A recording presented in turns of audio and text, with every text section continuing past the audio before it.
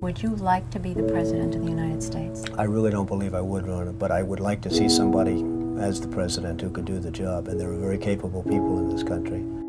Why wouldn't you dedicate yourself to public service? Because I think it's a very mean life. I would love and I would dedicate my life to this country, but I see it as being a mean life, and I also see it as somebody with strong views and somebody with the kind of views that are maybe a little bit unpopular, which may be right, but may be unpopular, wouldn't necessarily have a chance of getting elected against somebody with no great brain but a big smile. This sounds like political presidential talk to me, and I know people have talked to you about whether or not you want to run. Would you ever? Probably not, but I do get tired of seeing the country ripped off. Why would you not? I just don't think I really have the inclination to do it. I love what I'm doing. I really like it. Also, it doesn't pay as well. No, it doesn't. But, you know, I just probably wouldn't do it, Oprah. I probably wouldn't, but I do get tired of seeing what's happening with this country. And if it got so bad, I would never want to rule it out totally, because I really am tired of seeing what's happening with this country, how we're really making other people live like kings, and we're not. You've said, though, that if you did run for president, you believe you'd win.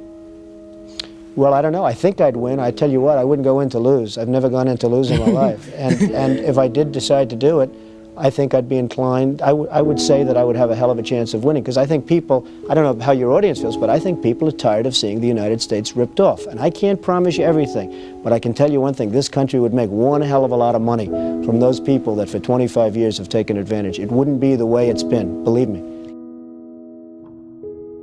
But you might be classified as an Eastern Republican. Fair? Well, I guess you could say that, yes. Which means kind of a Rockefeller, Chase Manhattan Republican? I never thought of it in those terms. How do you define it? Are you a Bush Republican? No, I think I'm really, the people that I do best with are the people that drive the taxis. You know, wealthy people don't like me because I'm competing against them all the time, and they don't like me, and I like to win. The fact is, I go down the streets of New York, and the people that really like me are the taxi drivers and the workers, et cetera, et cetera. I mean, I really get a great response. Why are you a Republican? I have no idea. I mean, I am a Republican because I just believe in certain principles of the Republican Party. You have flirted with the idea of politics. Now you're here at your first national convention. Does that get you interested in possibly making the plunge? Now you have to tell me something. Who told you I flirted? Well, I didn't know that I flirted with. Well, you took out full-page ads in the New York Times to talk about your foreign policy. Some people would say... I do feel very strongly about the country. I love the country. You've become a role model in this country. The reason that your book sells, the reason that your board game sells, is because people are looking to leaders. People are looking for values, and you're one of the people. And it's no... You may dismiss it, but people are talking about, you know, Donald Trump for president. What they're really talking about is Donald Trump, show us the way. Well, be the true white hat. I'm, again, somebody that has a good instinct financially. I have had historically. I've followed markets. I've been going the right direction, whether it's New York real estate or stocks or whatever. I know from a common sense financial standpoint that something has to burst. When a country is losing billions and billions and billions of dollars a year, and when other countries are making hundreds of billions of dollars, something is going to burst, and it's going to start here. I know it. It's a question of when. To me, it's not a question if, it's a question of when. And unless we're going to solve our problem, and the problem is caused by our allies, unless we're going to solve that problem, this country is in very, very big trouble. And I'm not talking recession kind of trouble, I'm talking depression kind of trouble. Would you really like to take over and run the country as you have run your organization? I would much prefer that somebody else do it. I just don't know if somebody else is there. I don't know if we have the kind of advocate that you need. We need major surgery. This country needs major surgery. Are you the surgeon? I think I do a fantastic job, but I really would prefer not doing it. Are you saying you will take it only if drafted? No, I'm not saying that. I'm saying that I hope that somebody comes along who can be an advocate, and I think that somebody will be so popular, But you haven't seen anybody. He or she will be the most, but I don't see it now. I wish that person were there. But again, I do know one thing. It's not a question. This country is losing hundreds of billions. It's not a question if, it's a question when. I have never understood how this is possible. I have never understood how somebody throughout this country didn't sue the United States government and have that overturned. I mean, you had people, investors, investing over a 10-year period for under a set of conditions. And this is, as I was talking before, playing the game. We're all playing by a certain set of rules. The rules were changed for the government, but they weren't changed for us. I mean, it was an incredible circumstance that happened. And people went bust by the hundreds of thousands, and I hope you weren't one of them in terms of that, but obviously you know a lot of people that were.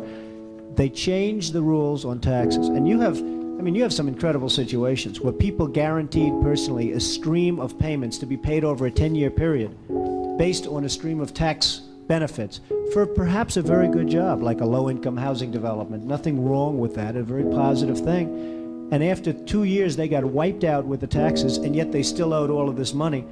And many of these people, most of these people, had to declare bankruptcy. They couldn't pay it.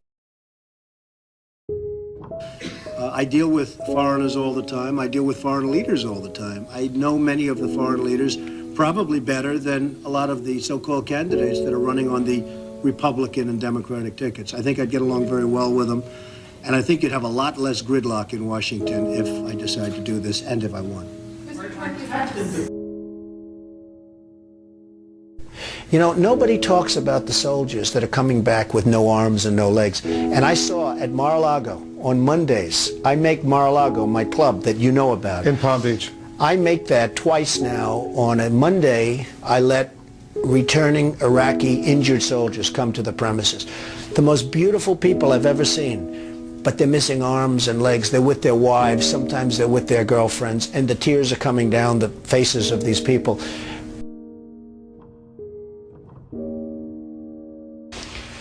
Well, I just hate what's happened to this country. We've gone to a country that's no longer respected. We're in a war that we should have never, and by the way, I'm worse than any hawk there is in terms of military and in terms of defending ourselves. But Saddam Hussein didn't knock down the World Trade Center. He had nothing to do with it. And there were no weapons of mass destruction.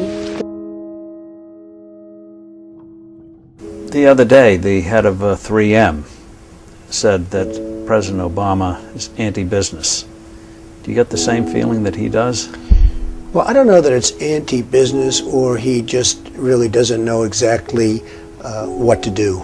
And I'm afraid it probably is the second thing. I don't see him necessarily as anti-business. I think that he is not sophisticated in the ways of business. He hasn't dealt with the people that you've dealt with and that I've dealt with. I deal with China as an example a lot. It is never easy. And I've made some very big deals with the Chinese. I've come out on top. I've come out in great shape. I sell apartments to Chinese people. I get along great with them. It's not like, you know, anti-China. I just think it's ridiculous that we allow them to do what they're doing to this country with the manipulation of the currency that you write about and understand, and all of the other things that they do. And frankly, if I were them and if I could get away with it, I take my hat off to them, frankly. They do get away with it. And I hire companies all the time, and it's so hard for our companies to compete against Chinese companies. I mean, these companies have such an advantage, whether it's glass for a curtain wall or whether it's, and you use the term because you know what's happened, sheetrock. I mean, they used to give us sheetrock, just give it. And everybody that was unfortunate enough to use Chinese sheetrock had problems. I mean, problems like where people were dying from it. The good news, Steve, our product is much better, but with the manipulation of their currency, it's very, very, very hard for our companies to compete. But I'll certainly do whatever is necessary and however I can help, whether they want me to make speeches, whether they want me to contribute, raise money, I'll do whatever I have to do. We need somebody great as a president.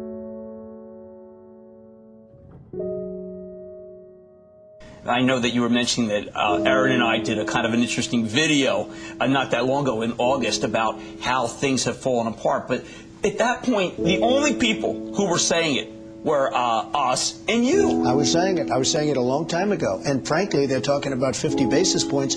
I think you should drop it a point, a full, solid 100 basis points, and just sit back and see. And I was actually looking at somebody, a gentleman from Goldman Sachs was saying 175. So that's going to be interesting. But I think that's ultimately going to be happy. And it would be nice if Ben could get now ahead of the curve instead of always being behind the curve. He's behind the curve. Say what you want about Alan Greenspan. He was always slightly ahead of the curve. And that was always brilliant. And he had this incredible reputation.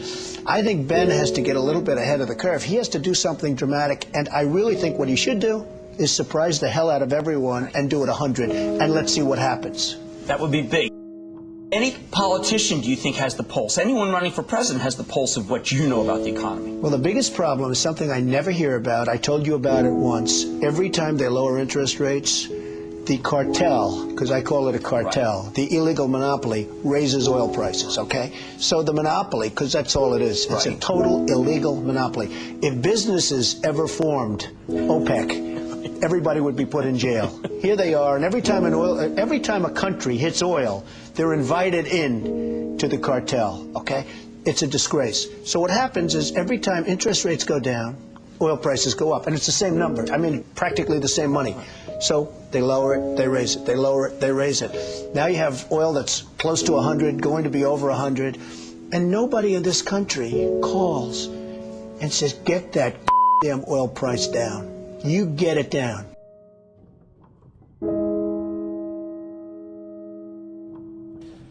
But I have to tell you that our country is in serious, serious trouble. We owe $17 trillion our debt. How do you pay off $17 trillion? Nobody ever heard the expression a number of years ago. The word trillion. We have debt that's beyond belief. We have deficits that nobody can even comprehend. China, which I've been talking about for the last 5 years, yesterday, right in our face, they just devalued their currency. Now, for those that don't understand devaluation, what they're basically doing is saying, we're really ripping you big league. Nobody's ever done it better than us, but now we're going to really do it again. And the reason they did it, and everybody was surprised by it, was because our leadership is so weak and so pathetic that they can get away with it. And believe me, they're taking our jobs, and they're taking a big league. And China's not the only one. You look at other countries, they're all doing the same thing. They have no respect for our leader, and frankly, they have no respect any longer for our great country. And it's so simple to solve. What we need is a strong economy. What we need is jobs. Now, you hear these phony job numbers, 6.7%. The 6.7% is probably 21 or 22% real numbers. When you give up looking for a job, it's like they consider you employed. It's amazing. They changed this. You know, in the old days, if you had people that couldn't find work, they couldn't find work. Today, such a huge number. Now you look at what's going on with Afghanistan. You have Karzai that's treating our president like he doesn't even exist. So they make a deal, and I'm not advocating stay, because frankly, I want to build this country. I want to build these schools. I don't want to build a school in Afghanistan, a road going to the school, watch it get built up and then blown up 4 times, and they keep rebuilding and rebuilding, and you go to Brooklyn, New York, and you can't have schools. You go to Iowa, you can't. You go to wherever you go, and you can't have schools. Because we don't have any money, because we're spending it in other places where, frankly, they don't want us, and I don't want them. And it's amazing.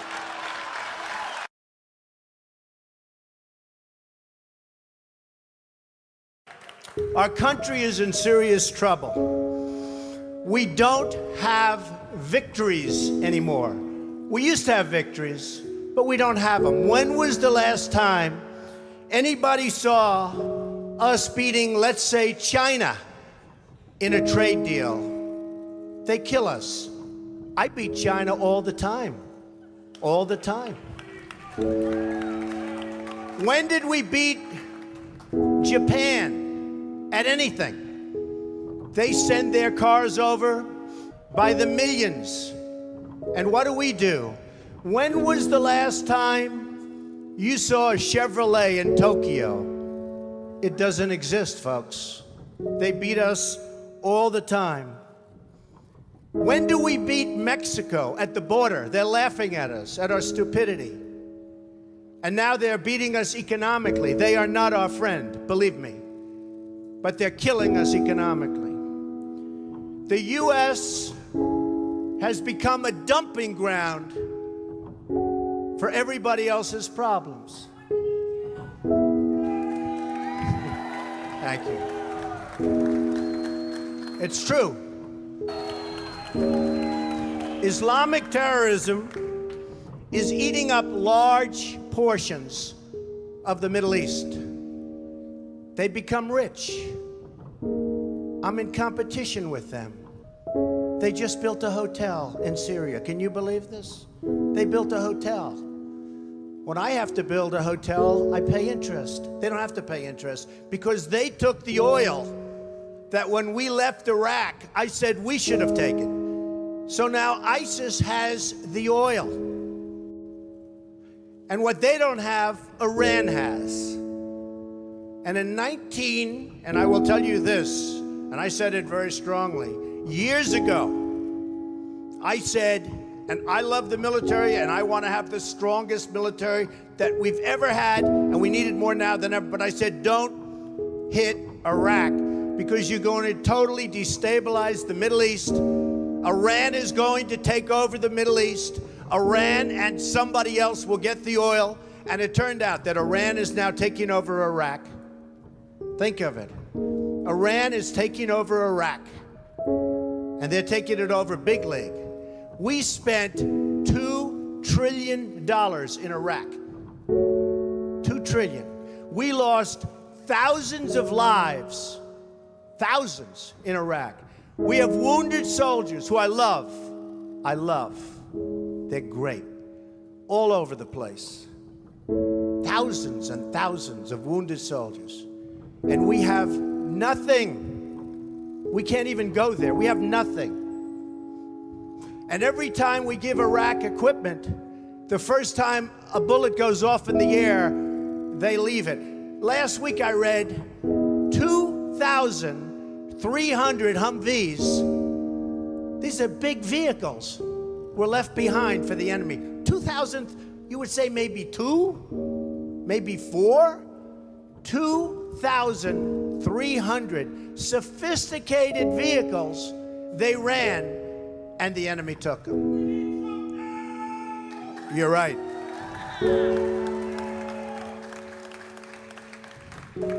Last quarter, it was just announced, our gross domestic product, a sign of strength, right? But not for us. It was below zero. Who ever heard of this? It's never below zero. Our labor participation rate was the worst since 1978. But think of it, GDP below zero. Horrible labor participation rate. And our real unemployment is anywhere from 18 to 20%. Don't believe the 5.6. Don't believe it. That's right, a lot of people up there can't get jobs. They can't get jobs because there are no jobs. Because China has our jobs and Mexico has our jobs. They all have our jobs. But the real number is anywhere from 18 to 19 and maybe even 21%. And nobody talks about it because it's a statistic that's full of nonsense.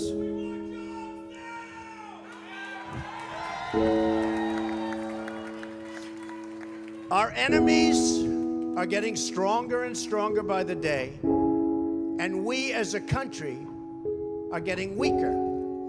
Even our nuclear arsenal doesn't work. It came out recently. They have equipment that's 30 years old. They don't even know if it worked. And I thought it was horrible when it was broadcast on television, because boy, does that send signals to Putin and all of the other people that look at us and they say, that is a group of people and that is a nation that truly has no clue. They don't know what they're doing. They don't know what they're doing. We have a disaster called the big lie, Obamacare. Obamacare. Yesterday it came out that costs are going for people up 29, 39, 49, and even 55%. And deductibles are through the roof. You have to get hit by a tractor, literally a tractor, to use it. Because the deductibles are so high, it's virtually useless. It is a disaster. And remember the $5 billion website. $5 billion we spent on a website. And to this day, it doesn't work. A $5 billion website. I have so many websites. I have them all over the place. I hire people. They do a website. It costs me $3. $5 billion website. I have so many websites. I have them all over the place. I hire people. They do a website. It costs me $3. $5 billion website.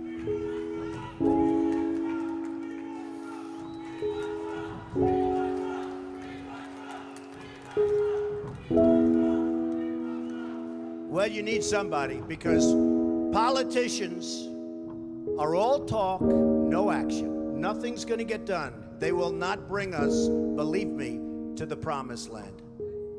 They will not. As an example, I've been on the circuit making speeches, and I hear my fellow Republicans, and they're wonderful people. I like them. They all want me to support them. They don't know how to bring it about. They come up to my office. I'm meeting with 3 of them in the next week, and they don't know. Are you running? Are you not running? Could we have your support? What do we do? How do we do it? I like them. And I hear their speeches, and they don't talk jobs, and they don't talk China. When was the last time you heard China's killing us? They're devaluing their currency to a level that you wouldn't believe. It makes it impossible for our companies to compete. Impossible. They're killing us. But you don't hear that from anybody else.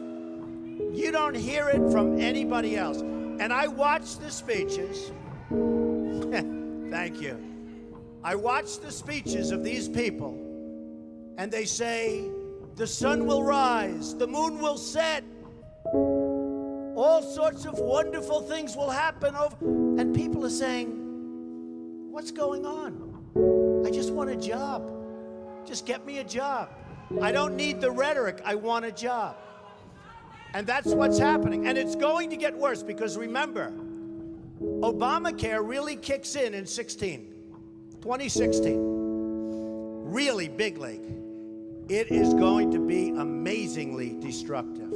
Doctors are quitting. I have a friend who's a doctor, and he said to me the other day, Donald, I never saw anything like it. I have more accountants than I have nurses. It's a disaster. My patients are beside themselves. They had a plan that was good. They have no plan now. We have to repeal Obamacare, and it can be replaced. And it can be replaced with something much better for everybody. Let it be for everybody, but much better and much less expensive for people and for the government. And we can do it. So, I've watched the politicians. I've dealt with them all my life. If you can't make a good deal with a politician, then there's something wrong with you. You're certainly not very good. And that's what we have representing us. They will never make America great again. They don't even have a chance. They're controlled fully. They're controlled fully by the lobbyists, by the donors, and by the special interests, fully. They control them. Hey, I have lobbyists, I have to tell you. I have lobbyists that can produce anything for me. They're great. But you know what? It won't happen. It won't happen because we have to stop doing things for some people, but for this country, it's destroying our country. We have to stop, and it has to stop now. Now, our country needs a truly great leader, and we need a truly great leader now. We need a leader that wrote The Art of the Deal. We need a leader that can bring back our jobs, can bring back our manufacturing, can bring back our military, can take care of our vets. Our vets have been abandoned. And we also need a cheerleader. You know, when President Obama was elected, I said, well, the one thing I think he'll do well, I think he'll be a great cheerleader for the country. I think he'd be a great spirit. He was vibrant, he was young. I really thought that he would be a great cheerleader. He's not a leader, that's true. You're right about that. But he wasn't a cheerleader. He's actually a negative force. He's been a negative force. He wasn't a cheerleader, he was the opposite. We need somebody that can take the brand of the United States and make it great again. It's not great again. We need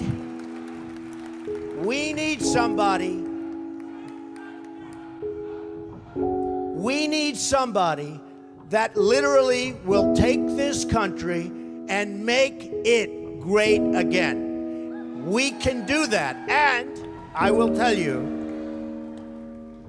I love my life. I have a wonderful family. They're saying, Dad, you're going to do something that's going to be so tough. You know, all of my life I've heard that a truly successful person, a really, really successful person, and even modestly successful, cannot run for public office. Just can't happen. And yet that's the kind of mindset that you need to make this country great again. So, ladies and gentlemen, I am officially running for President of the United States, and we are going to make our country great again.